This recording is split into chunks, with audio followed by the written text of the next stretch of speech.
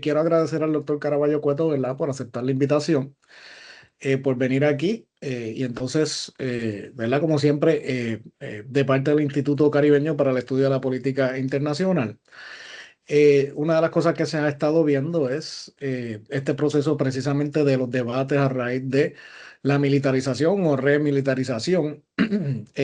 Hoy entonces vamos a tener una mirada, ¿verdad?, que se ajusta a algunos de los debates, ¿verdad?, como presenta el mismo título en términos de mitos y realidades sobre el impacto de la remilitarización o el impacto de las bases militares, ¿no? Voy entonces a hacer una breve introducción, ¿verdad? En el contexto de la prolongada crisis económica que atraviesa Puerto Rico, resurgen con fuerza propuestas que prometen soluciones rápidas y viables.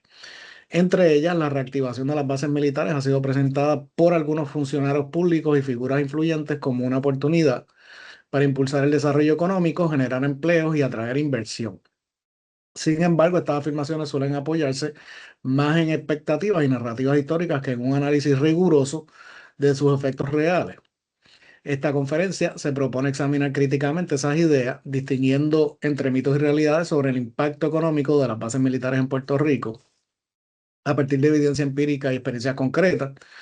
El doctor Caraballo Cueto va a reflexionar sobre los alcances reales de estas iniciativas, pero también sobre sus límites, costos y consecuencias a largo plazo, con el fin de aportar un debate más informado sobre las alternativas de desarrollo económico para el país.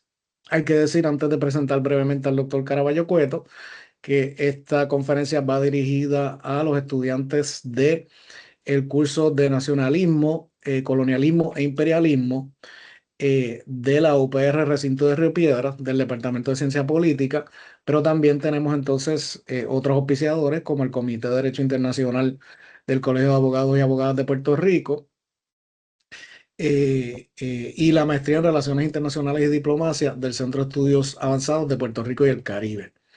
El conferenciante de hoy, el doctor José Caraballo Cueto, es catedrático en la Escuela Graduada de Administración de Empresas de la Universidad de Puerto Rico en Río Piedras y director del Centro de Estudios de Desarrollo.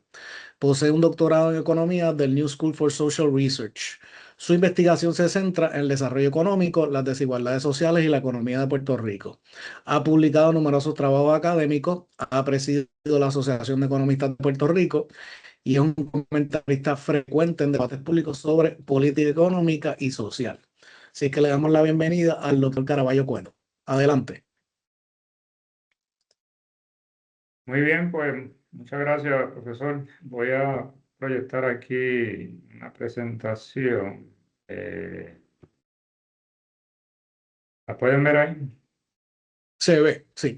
Si quieres también lo puedes expandir. Vale. Cuestión de logística, Ujú. tengo para presentar como 15 o 20 minutos. Sí, tienes el espacio para presentar. Vale, yo tengo que salir a más tardar a las 2:15, pero tengo una clase después. Así que lo que voy a hacer es hacer una presentación sobre que se titula Mitos y realidades del impacto económico de las bases militares y después pues, podemos abrir la sesión a preguntas. Bien. En Puerto Rico, como muchos de ustedes saben, estamos en una depresión económica desde el año 2006, cuando finalizó la transición de la sesión 936. Y desde entonces, desde el 2006, la economía de Puerto Rico solamente ha crecido cuando hay una inyección inusual de fondos federales. Eso ocurrió en el año 2012 con los fondos del American Recovery and Reconstruction Act, o ARRA, como le decían en Puerto Rico. Se recibieron 6.000 millones de dólares, la economía creció un medio punto porcentual, o sea, menos de 1%, y volvió a caer. Y desde entonces solamente volvió a crecer ahora con los fondos de reconstrucción por María y los fondos de reconstrucción para la pandemia. Estamos hablando desde el 2017 para acá, ha habido un crecimiento económico bajo, moderado, y esto ha hecho que muchos funcionarios públicos y alcaldes estén desesperados por encontrar algún derrotero económico, algo que inyecte la economía, algo que pueda llevarle buenas noticias a sus constituyentes y ahora pues se han agarrado de que las bases militares pueden ser una de esas estrategias. Sin embargo, el Departamento de la Defensa, que ahora se llama el Departamento de Guerra, hasta donde yo sé, no tienen mandato en ley de estimular la economía con bases militares. Ese no es el rol de ellos. Sí que eso es un poco una ilusión que se ha generado aquí a nivel de Puerto Rico, de que, bueno, hemos tratado un sinnúmero de ideas después de la 936, que si la ley 20 y la ley 20 y 22 del 2012, que si el turismo médico, que si la base, mejor dicho, el supuesto megapuerto de Ponce, que viene, pudiéramos llamar el Museo de Ponce, apenas se reciben barcos allí, que si el cannabis medicinal, que si el neoliberalismo, es decir, reducir el gobierno, desregular la economía, privatizar. Han tratado varias medidas después del fin de las 936 para que haya crecimiento económico y no lo han logrado. Y en el caso de municipios que están bastante distantes de la zona metropolitana, como es Ceiba, Arroyo, pues los niveles de pobreza son sumamente altos, los niveles de desempleo sumamente altos, y pues quisieran llevarle alguna buena noticia a sus constituyentes, decirle, mira, aquí tenemos actividad económica. Sin embargo, cuando uno mira los datos, por ejemplo, en el caso de Vieques y Culebra, que tuvieron bases militares por muchos años, muchas décadas, no se puede decir que ahí hubo prosperidad económica en su momento.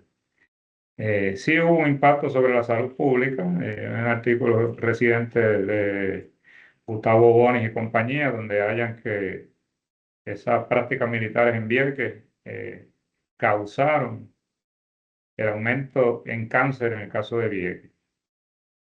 Digan, probablemente muchos de ustedes y muchas de ustedes han visto en los medios el alcalde de Arroyo, por ejemplo, y el de Ceiba, con su gorrita de Estados Unidos y diciendo pues que ellos son bienvenidos allá. La verdad es que el Departamento de Defensa no les pidió permiso a ellos para ir allí a operar eso y si generase algún tipo de actividad económica, esas actividades militares, en nada se le en base al crédito de estos alcaldes. O sea, el crédito de los alcaldes es cero en términos de lo que pueda generar de actividad económica esas prácticas militares allí, pero es parte de lo que tratan de proyectar, de decir, mira, estamos haciendo, eh, estamos creando empleo, estamos generando actividad económica.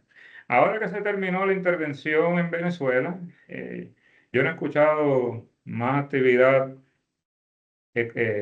militar en Arroyo, por ejemplo, y dudo mucho, pues, que Arroyo haya ya superado esos niveles de pobreza y de desempleo que tuvo con esa práctica que hubo a principios de año allí. Ya cuando uno lo mira a nivel más histórico, en Puerto Rico hubo muchas bases militares desde la invasión estadounidense en 1898 hasta mediados del siglo pasado. Y esa época era precisamente la época donde el desarrollo económico en Puerto Rico estuvo en el piso.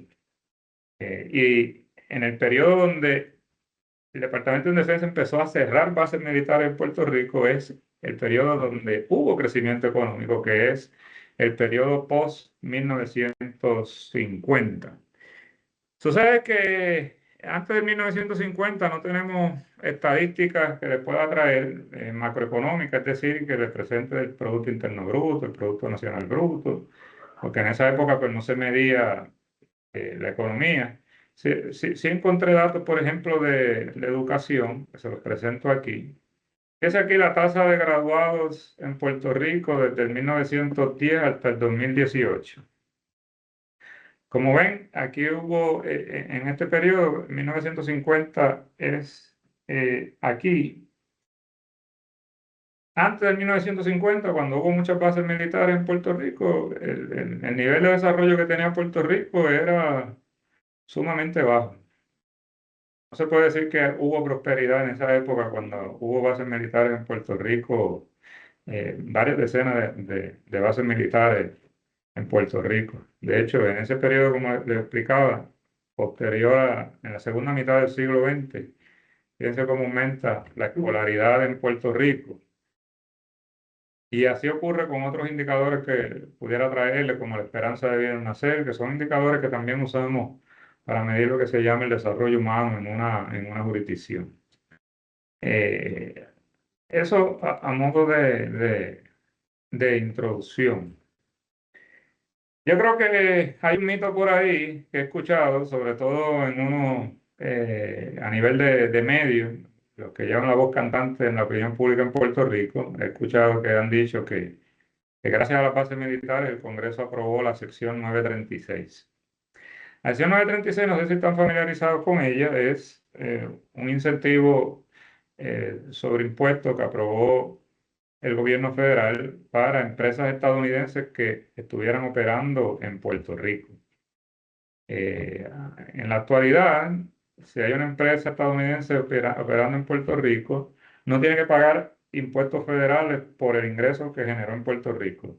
Sin embargo, si ese ingreso eh, lo repatria a Estados Unidos y la matriz lo reconoce en Estados Unidos, tiene que pagar impuestos en Estados Unidos la matriz de esa subsidiaria que está en Puerto Rico. Sin embargo, cuando estuvo la sesión 936, eso no ocurría. Esas subsidiarias que estaban en Puerto Rico podían repatriar sus ganancias y reconocerlas a nivel de la matriz en Estados Unidos y no pagaban impuestos. Pues hay quien dice que esa sesión 936 se aprobó gracias a que hubo bases militares en Puerto Rico. Sin embargo, la base Ramey, que era una de las bases más grandes militares que hubo en Puerto Rico, en Aguadilla, se cerró en el 1973. 3 años después, o sea, cierra una base militar, 3 años después aprueban la 936. Así que yo no veo una gran correlación positiva entre una cosa y la otra. De hecho, en presencia de las bases militares en Ceiba y Vieques, estaba la base militar en Ceiba, estaba la de Vieques, el Congreso deroga la 936, lo firma también el presidente Bill Clinton, Congreso republicano, presidente demócrata, derogan la sesión 936 en el 1996, cuando en Puerto Rico no había una discusión de sacar esas dos bases militares de Ceiba y de Vieques. Eh, y en ese año 1996 empezó inmediatamente una transición de 10 años para darle o la oportunidad a las empresas que estaban aquí localizadas de que se movieran. Y eso fue después lo que se llamó la sesión 30. Así que ver una correlación entre una cosa y la otra es difícil establecerla. Tendría, para yo convencerme de esto, tendría que traerme, no sé, algún documento oficial que se desclasifique, que diga, mira, sí, gracias a esto, pero por lo que uno mira observando los movimientos desde Puerto Rico, uno no ve que hay una situación llevó a la otra. Porque si no, pues no hubiesen eliminado la 936, que era el motor económico de Puerto Rico cuando estaban esas bases militares operando en Puerto Rico, la de Ceiba y la de Vieques. Otro mito que he encontrado por ahí, escuchando, teniendo el oído en tierra en lo que se está discutiendo a nivel de país en Puerto Rico, es que el mercado laboral de Vieques se impactó negativamente luego de los cierres de las bases militares. Es decir, que hubo un declive económico en el empleo allá en Vieques y Ceiba. Parecería que estos dos municipios estaban prósperos cuando estaban las bases militares. Sin embargo, cuando uno mira los datos, aquí, la tasa de empleo a población total en el año 2003, en el caso de Vieques, es decir, uno toma el total de personas que están empleadas en Vieques y lo divides entre la población total, ¿ya? ¿Por qué lo divide entre la población total? Porque ha habido despoblación en todo Puerto Rico. Cuando cierran, eliminan la 936, empecé diciéndole que en el año 2006 empezó la depresión de Puerto Rico, pues eso ha tenido un impacto sobre muchísimas variables y una de ellas es sobre la población, porque ha habido mucha inmigración, Ha habido una baja en la natalidad también y por primera vez en nuestra historia, desde que estamos midiendo la población en Puerto Rico ha bajado en todos los municipios. Y por eso es que mido el empleo como proporción de la población que hay en estos municipios. En el año 2003 fue 24%. En Vieques, ¿por qué es importante el año 2003? El año donde cierra la base militar, y vemos que 21 años después, esa tasa de empleo a población total, 35%. Así que establecerle que el mercado laboral en Vieques estaba eh, próspero y estaba bien dinámico cuando estaban las bases militares, no lo veo en los datos. A lo mejor está en la añoranza de algunas personas, pero en la imaginación de algunas personas, pero no en los datos. En el caso de Ceiba, la base militar la cierra en el año 2004. Fíjense la tasa de empleo a población total, 27,6%. En el año 2024, es decir, 20 años después, 35,2%. Recuerden, cuando uno compara porcentajes, uno habla de diferencia en puntos porcentuales, no habla de que una diferencia de 7,6%, sino de 7,6 puntos porcentuales. Es decir, después del cierre de estas bases militares ha habido mayor empleo con respecto a la población que hay allí. Una cosa que dice el alcalde de Vieques, que no, pero perdimos mucha población, y bueno, igual que la perdió todo Puerto Rico. De hecho, el municipio que más población ha perdido entre el censo decenal 2010 y el censo decenal 2020 fue Guánica, y en Guánica no hubo una base militar. Así que no es que tampoco donde hubo bases militares donde más despoblación hubo. Si uno mira la tasa de desempleo de ambos municipios, pues también se ha reducido casi a la mitad en estos 20 años.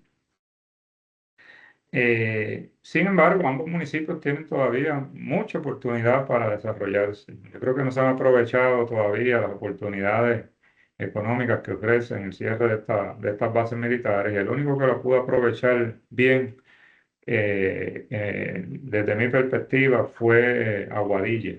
Aguadilla cierra la base militar Raimi 1973, como le dije. Hoy día ese es el segundo aeropuerto más importante de Puerto Rico, es el aeropuerto de Aguadilla.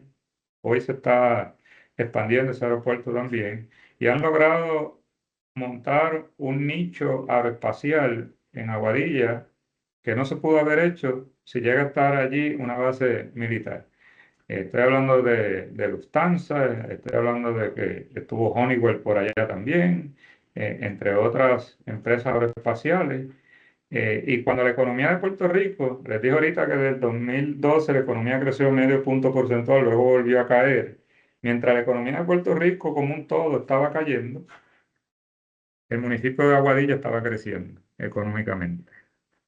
Y eso es lo que le presento ahí, esta línea anaranjada oscura, es la actividad económica de Aguadilla del 2013 al 2015. Esto fue un estudio que preparé para el Instituto de Aeroespacial Aeronáutica que tiene la UPR en Aguadilla, y ahí noto que pues, había más actividad económica en Aguadilla cuando estaba el resto de Puerto Rico en depresión económica. Imagínense si Aguadilla, en vez de haber tomado este rumbo, hubiese estado añorando las bases militares, no hubiese podido ver ese reflejo económico en sus cuentas regionales. Otro mito es que la mitad de la economía de Hawái es gracias al gasto militar. Esto es Radio AM y Televisión de Puerto Rico, periódicos de Puerto Rico. Eso son lo que uno lee allá. Y me parece importante uno estar consciente de lo que se está discutiendo a nivel de país, porque realmente se nos va el país en estos mitos. Esto lo escuché así, sin citar fuente alguna. Cuando voy a los datos, hay un informe que preparó el Departamento de Defensa, la Oficina de cooperación comunitaria de defensa local, o the Office of Local Defense Community Cooperation, lo pueden buscar ahí en el internet. El gasto militar en Hawái, que fue el estado de los 50 estados donde el gasto militar es mayor en Hawái, eso sí es verdad, pero ese gasto militar representó en Hawái el 9,2% de su Producto Interno Bruto, es decir, del tamaño de su economía, el gasto en las bases militares representó el 9%. Si lo quiere ver así, de cada $100 de actividad económica que hay en Hawái, 9,20 centavos era gracias a las bases militares. Es decir, hay 90, más de $90 de cada $100 producidos en Hawái que no tienen que ver con la agencia militar. Así que es falso que es la mitad de la economía de Hawái. Yo creo que quizás este debate se ve matizado por el estatus político, que eso pues atraviesa prácticamente cualquier tema que uno quiera analizar en Puerto Rico. Y me parece que también es un mito pensar que estar en contra de la militarización y de las bases militares, de la presencia de más bases militares, eso es ser antiestadounidense, porque eh, si uno va a la historia, verá a Pedro Rosselló, que era gobernador en los años 90, y a Sila Calderón. Pedro Rosselló del Partido Nuevo Progresista, Sila Calderón del Partido Popular Democrático. Ambos creen en la unión permanente. Ambos se opusieron a las bases militares en Vieques y lucharon para que saliera la Marina de Vieques. Así que, y es difícil acusarlo a alguno de los dos líderes de su partido en su momento de ser antiestadounidense. Yo creo que el hecho de que hayan personas hoy día tratando de matizar esto con el estatus no es lo mejor, porque si algo se pudo lograr cuando se sacó la militar de Vieques, fue un consenso de país donde estaba prácticamente casi todos los sectores, si no todos los sectores de la sociedad de Puerto Rico a favor de que saliera de esa base militar de Vieques. Y me parece también que es un poco una traición a ese movimiento ahora venir a decir que necesitamos bases militares de vuelta. Así que en conclusión, pues las bases militares no es una estrategia de crecimiento económico, eso es algo que se ha traído aquí en la colonia para tratar de probar que se están haciendo X o Y cosas. Sí, recientemente la Junta de Planificación sacó un análisis de que hay el Departamento de Guerra, como le dicen ahora, el Departamento de Defensa, quiere hacer unas construcciones en Puerto Rico, de unas escuelas donde estudian los hijos de los militares y algunas bases militares que están en Puerto Rico, hacer unas remodelaciones. Eso ciertamente añade actividad económica, pero añade actividad económica en el año que se hizo. No es algo que sea permanente, como sí es una estrategia de crecimiento económico. Por ejemplo, cuando Puerto Rico tenía la estrategia de crecimiento económico de industrializarse por invitación, pues todos los años tenías aumento en la producción manufacturera que se hacía en Puerto Rico. Y por eso, pues, aquí se creó una clase media y vieron cómo aumentó la escolaridad. Eso sí era una estrategia de crecimiento económica, que pudo haber sido mejor, peor, ciertamente, pero es una estrategia de crecimiento económica. Pero que haya una construcción en un año, eso no es una estrategia de crecimiento económico, eso es una actividad económica para un año. Precisamente eso fue lo que pasó con los fondos ARRA. 6.000 millones de dólares se enviaron a Puerto Rico desde el gobierno federal y se gastaron 6.000 millones de dólares, mucho más que las construcciones estas que anunciaron, que creo que suman 800 millones por varios años, no en un año. Pues en el año 2012, 6.000 millones de dólares, que si lo ajusta a la inflación es incluso más de 6.000 millones hoy día, para hacerlo comparable con el gasto en estas construcciones. Y esos 6.000 millones de dólares se hicieron sal y agua en un año. Medio punto porcentual crece y la economía vuelve y cae. Y es incluso lo que se espera que pase con esta reconstrucción por María. Hay más de 50.000 millones de dólares que fueron anunciados para esa reconstrucción, y la economía lo que ha estado creciendo de forma raquítica, y una vez acaben esos fondos de reconstrucción, vuelve y cae la economía. Por eso tampoco una estrategia de crecimiento económico. Eso era una estrategia para reparar la infraestructura que quedó dañada por el huracán María. Pero pienso que ahí hay un poco de, ¿cómo le puedo decir de forma que no suene tan estridente? Un poco de sagacidad de los políticos en Puerto Rico, de que cuando ven cualquier movimiento de fondos federales en Puerto Rico, quieren primero decir que es gracias a ellos, y segundo decir que hay una estrategia de crecimiento económico cuando no es, cuando ninguna de las dos es cierta. Ahí tienen algunas de las referencias, el artículo de Bobonis que les mencioné y compañía, esos datos que les presenté de empleo, ese es del Centro de Estudio del Desarrollo, que deriva aquí en la universidad, lo pueden buscar a través del internet, además de datos del Centro de Información Censal de la UPR en Calle. Muchas gracias por su paciencia, y cualquier pregunta que tengan, pues adelante.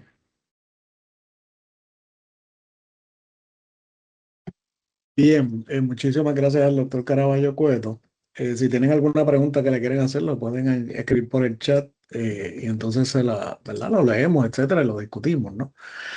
Nada, yo creo que estoy de acuerdo, ¿verdad? Con cierto elemento de la perspectiva con relación a, por ejemplo, cómo hay aquí un elemento para mí, ¿verdad? Que tiene que ver mucho más con cierta justificación del el militarismo, más allá que necesariamente con un elemento económico, pero que de alguna manera, ¿verdad? En el discurso tienes que justificar el elemento económico para, hasta cierto punto, ¿cómo se diría? Yo lo digo por la siguiente razón, ¿no? La lucha histórica, ¿verdad? Contra las bases militares en Puerto Rico, pues se ha forjado a través ¿verdad? Del sudor y de la lucha combativa de mucha gente del pueblo, ¿no? A través de muchos años. Y eso entonces culminó realmente con un consenso mayor.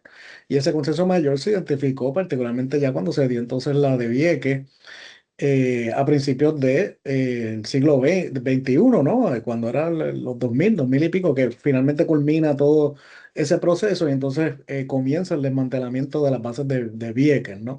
Si es que en ese sentido, ¿verdad? Lo que estoy planteando es que hoy en día pues se plantea, ¿no? O se está tratando de replantear un poco esto en un contexto en el cual estamos en la gobernanza en Puerto Rico también por muchas razones empeorado. Hace un rato mencionó a Rosselló Padre y a Sila, ¿verdad? Como esencialmente opuestos a la militarización. O sea que había un consenso, se llegó a un consenso, pero ese consenso no fue fácil, fue a raíz de muchos años de lucha, ¿verdad? Y en ese sentido, pues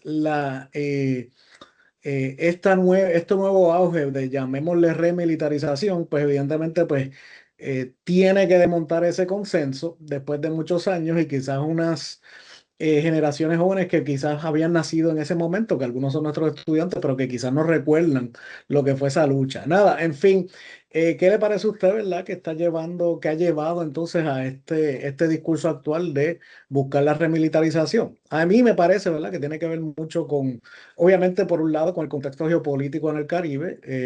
El ataque a Venezuela, evidentemente, pues jugó un papel fundamental porque ahí fue cuando entonces se trae a relucir, ¿verdad? Este tema o vuelve a cobrar fuerza, por decirlo así. ¿Qué le parece a usted ese planteamiento, ¿no? Sí, estoy de acuerdo, y creo que también, aparte de querer sacarle punta a esa actividad militar como si fuese una actividad de crecimiento económico, también le quieren sacar punta a nivel de que eso pudiese ayudar a resolver el estatus político. Y eso no es mi especialidad, pero ciertamente cuando más bases militares hubo en Puerto Rico, tampoco estuvimos cerca de resolver el estatus político. Así que eh, no me parece que y no lo puse como mito porque de nuevo no es mi área de especialidad, pero ciertamente creo que veo mucha tangencia en términos de si a través de estas bases militares vamos a lograr movernos hacia X o Y estatus. Y también debo decir que hay muchos países soberanos que tienen bases militares. Uno de ellos es Colombia, por ejemplo. Así que las bases militares no son incompatibles con la independencia ni con la estabilidad. En la estabilidad hay bases militares, como ya les hablé de Hawái, que hay bases militares. Y las bases militares son compatibles con la colonia, con la independencia y con la estabilidad. Yo creo que eh, pudiesen argumentar estos políticos a favor, en contra de una, pero tendrían que sustentarse entonces en en la historia, porque ciertamente no somos nuevos en Puerto Rico, no es una experiencia nueva que no sabemos hacia dónde nos puede llevar, es que ya tenemos muchos datos de lo que ha pasado y que podemos mirar para saber qué pudiese pasar de cara al futuro. Sí, debo decir que cuando hubo muchas bases militares en Puerto Rico, en ese periodo cercano al 1950, se construyeron en Puerto Rico varias carreteras, sobre todo en el área oeste, para que pudieran conectarse las bases militares y cuando hubiese movimiento de militares pudiesen ir de un lado hacia otro, pero de nuevo eso pues tuvo un aporte bastante limitado sobre lo que es la actividad económica en general y siendo justo con el Departamento de Defensa que no tenía un mandato en ley de que mira, tienes que ir allá a Puerto Rico a estimular la economía y a sacarlos de la pobreza. Eso es algo que aquí un mito que se ha creado aquí en la colonia y que a veces es difícil de desmitificarlo, pero le agradezco la oportunidad pues, para seguir hablando sobre el mismo tema. Y usted puede estar a favor o en contra de las bases militares, pero de ahí a decir que es una actividad de crecimiento económica, pues no lo es. Y no sé por qué la insistencia de tratar de verlo de esa perspectiva de que esto va a generar actividad económica en Puerto Rico cuando aquí hemos tenido inyecciones de fondos federales mucho mayor que lo que representa estas actividades militares y aún así no han logrado generar una senda de crecimiento económico en el largo plazo, ni siquiera en el mediano plazo en Puerto Rico. Bien, voy a hacerle algunas de las preguntas que está postulando la audiencia. Dice, ¿existe un caso legítimo para el uso de las bases militares como parte de una estrategia de inyección de fondos en la economía local nacional? Pregunta Rafael Trigo Valencia. No, de nuevo, las bases militares no representan una inyección de fondos significativa. Personas que me han dicho, bueno, pero yo he visto a los militares cuando estaban allá almorzando en una cafetería en Ceiba.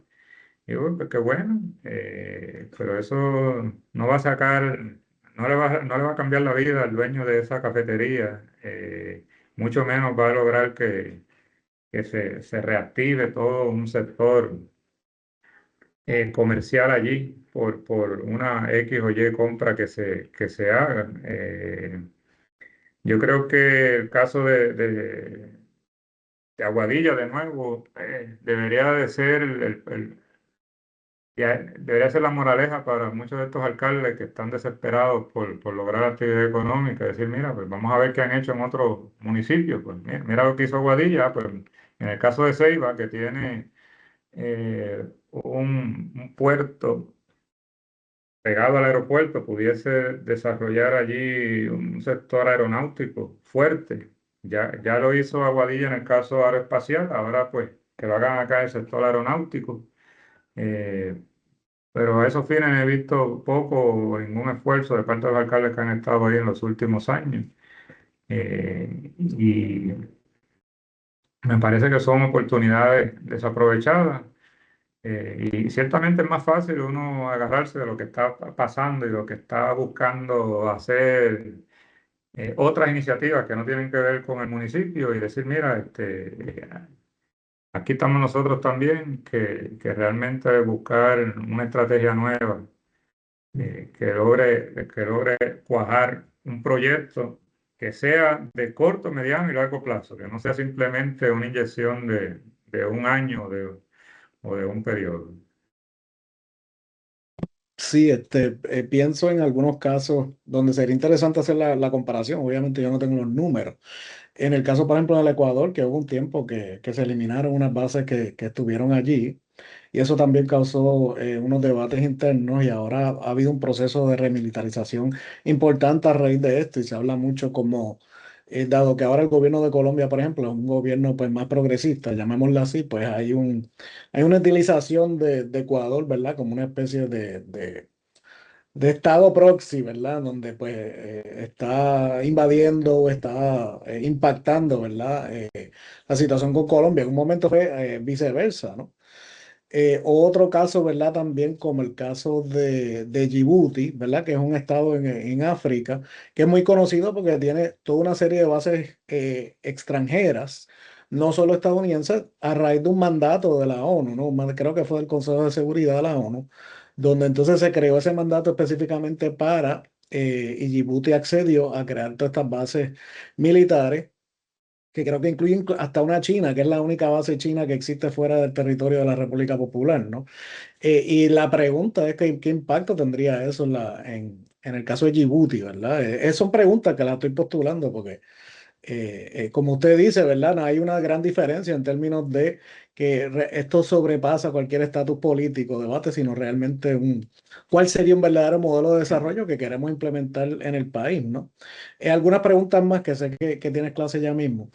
Dice José Santos Ortiz, como parte del Estado Libre Asociado de Puerto Rico, en la defensa en común, como parte de los cuatro corolarios, ciudadanía, mercado, moneda y defensas comunes, no les queda otra que asumir este pacto que ha tenido bajo la creación de Lela en Puerto Rico. Ese es un comentario que hace. Maribel Torres pregunta, ¿cómo afectaron las bases a las comunidades locales en términos de empleo y calidad de vida? Bueno, ahí en los datos que representé de tasa de empleo a población, estaba mirando precisamente ese aspecto de cómo compara el empleo con la población que hubo en su momento en Vieques. Esto pues considerando que de nuevo ha habido despoblación en todo Puerto Rico y hay que mirarlo en términos proporcionales, es decir, de esta población que hay, cuál es el empleo que hay. Hemos visto que ahora hay más empleo en términos proporcionales que lo que hubo cuando estaban las bases militares, tanto en Vieques como en Ceiba. Esos son datos que están públicos, que los pueden buscar en el Departamento del Trabajo. En el caso de empleo y en el caso de la población, pues del negociado del censo. Así que aún con las oportunidades que tienen de desarrollarse, es decir, son economías que siguen estando empobrecidas. Cuando estaban las bases militares, estaban peor en términos de empleo que lo que están hoy día. Y en términos de calidad de vida, pues los datos que le mencionaba sobre el cáncer, cómo hubo una asociación, asociación, no, una causalidad entre la actividad militar y la salud de los viequenses en particular. Eh, sobre si tienen que asumir o no bajo el pacto colonial, no es mi especialidad, así que yo pues, no comento mucho sobre eso. Bueno, y entonces una última pregunta que es como una conglomeración de varias de las preguntas. Ahí la preocupación, yo creo que es natural y se demuestra en varias de estas preguntas, ¿no? Que es una pregunta macro, ¿verdad? Por decirlo así. ¿Qué tipo de inversión pública o de proyecto de desarrollo, ¿verdad? Entonces, puede ser una alternativa real a simplemente mirar bases militares como una alternativa de crecimiento económico. Sí, bueno, yo publiqué recientemente un libro que se llama Perspectivas Económicas para Puerto Rico, donde detallo un sinnúmero de iniciativas para reactivar el crecimiento económico en Puerto Rico. Yo creo que eso de buscar una bala de plata, como se hizo en el pasado, que Mira, manufactura estadounidense, la invitamos y con eso crecemos la economía, con una sola estrategia. Eso es una estrategia del pasado y ya no es posible. Yo creo que se ha buscado de varias formas traer una bala de plata a Puerto Rico y no es así. De hecho, un estudio que publiqué con Xiao Yan y Nguyen en el Review of Development Economics, encontramos que las economías crecen mejor en el largo plazo cuando están diversificadas que cuando tienen todos sus huevos en una canasta, que fue lo que hizo Puerto Rico. Puso todas sus esperanzas en el sector manufacturero estadounidense, cae la 936, colapsa la economía. Así que tiene que haber una estrategia de crecimiento económico diversificada y en ese libro detallo muchas de esas estrategias y una de ellas es exportar. Si uno mira la mayor parte de las economías pequeñas a nivel mundial que son exitosas, están orientadas a la exportación porque el mercado interno es muy pequeño. Y aquí pues casi nadie habla de exportar y es difícil ver un ejemplo de una economía a nivel mundial pequeña que, no esté que haya sido exitosa económicamente, que uno pueda decir que tiene niveles de ingresos altos, como es el caso de Singapur, es el caso de Nueva Zelanda, es el caso eh, de Irlanda, que no está orientada hacia la exportación. Y aquí, pues después de muchísimos años con esa manufactura invitada, hubo poca creación de capacidades locales y se exporta muy poco. Y una de las estrategias que establezco para empujar en esa dirección es que se use el mismo código de incentivos que se tiene en Puerto Rico. Aquí hay empresas manufactureras, sobre todo locales, que llevan 30, 40 años tomando incentivos y no se les exige nada. Yo creo que es hora de exigir que se pongan a exportar, si no se les reduce el incentivo. Y en esa dirección, Corea logró tener una base exportadora sólida, al punto que hoy día en Puerto Rico consumimos productos coreanos. Lo que no hacen los coreanos es consumir productos puertorriqueños porque no exportamos lo suficiente. Y lo logró a través de esa de política industrial intensa, de exigir que salgan al mercado a exportar.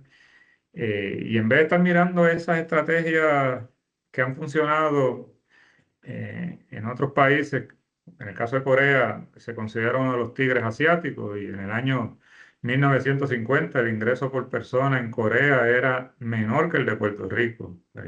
Ya nos pasaron por el lado en los años 90 y es difícil que podamos alcanzarlo, sobre todo si seguimos aquí empantanados con este discurso de ver cómo viene un Salvador de Estados Unidos y nos saca del atolladero económico, que es parte de lo que veo detrás de esto de este discurso de las bases militares como estrategia económica, que venga alguien de afuera y haga lo que no se está haciendo desde aquí, que es generar actividad económica. Y esa es mi invitación a no estar mirando el pasado y un pasado que no existió tampoco, porque cuando más bases militares hubo en Puerto Rico en la primera mitad del siglo XX, era cuando más pobreza hubo en Puerto Rico.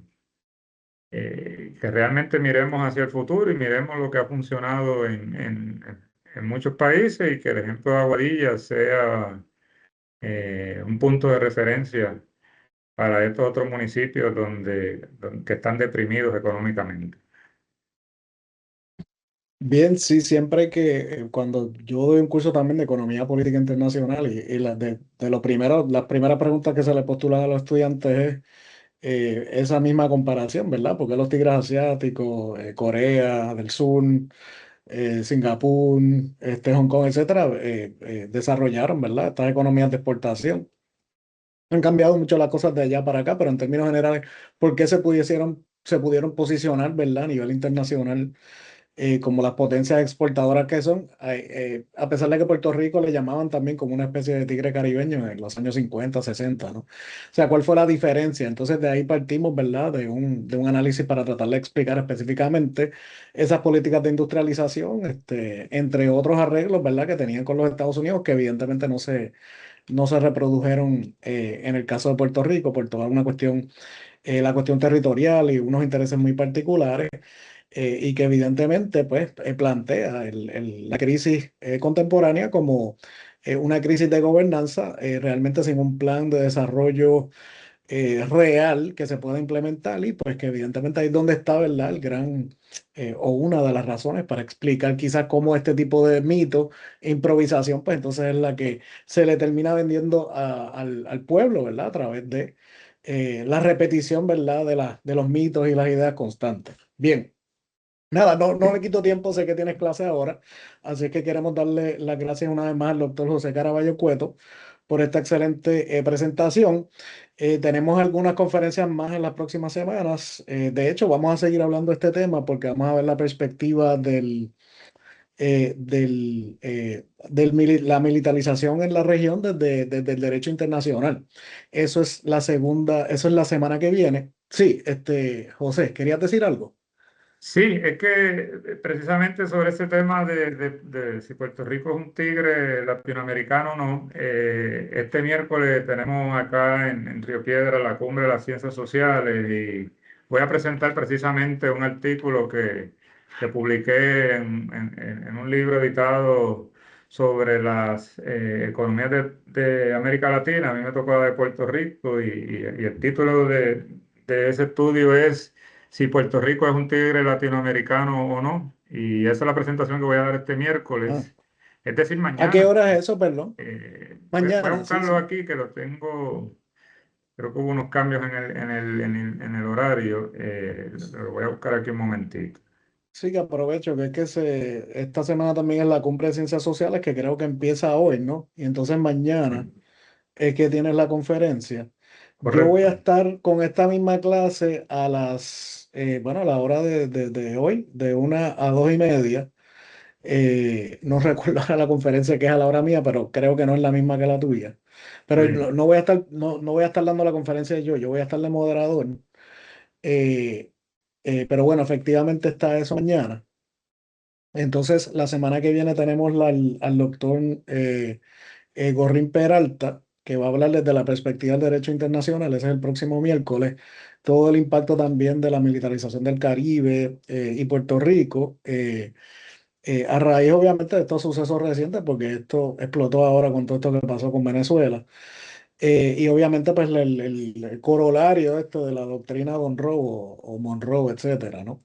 Y entonces también vamos a tener el debate el jueves que viene con el doctor Anglada López sobre el proceso de descolonización del caso de Puerto Rico. Así que eh, los temas están ligados, ¿verdad? correcto. En las Es próximas en semanas, el, ¿no? es en el Ujú, sí. anfiteatro 238 del edificio Ramón Emeterio Betance, es decir, el REP 238. Y mañana la presentación mía es a las 10:30. Voy a estar en un panel junto a Raúl Santiago, Cruz María, María de los Ángeles Gómez. Vamos a hablar de vivienda, de salud y en el caso mío, pues de economía. Bueno, los que no, yo sé que el Centro de Investigaciones Sociales, quien es el que organiza esta cumbre de ciencias sociales, para los que no puedan ir presencial, ¿no? Los que puedan venir a Río Piedras, fantástico, vengan a Río Piedras y vamos a compartir en el campus, pero los que no puedan venir, sé que hay, lo presentan el CIS, creo que por Facebook tiene una página y por ahí pasa las conferencias. Así que lo pueden ver en directo, lo pueden ver, se queda ahí grabado, que lo pueden volver a ver, incluyendo también este video que eventualmente lo vamos a poner en las redes sociales. Así que nada, mil gracias, José. Seguiremos en comunicación, ¿verdad? Para futuras actividades y conferencias y temas que yo creo que hay que seguir discutiendo. Y pues quiero agradecer a todos que se conectaron hoy para esta interesante discusión. Así que pasen todos buenas tardes. Gracias, saludos.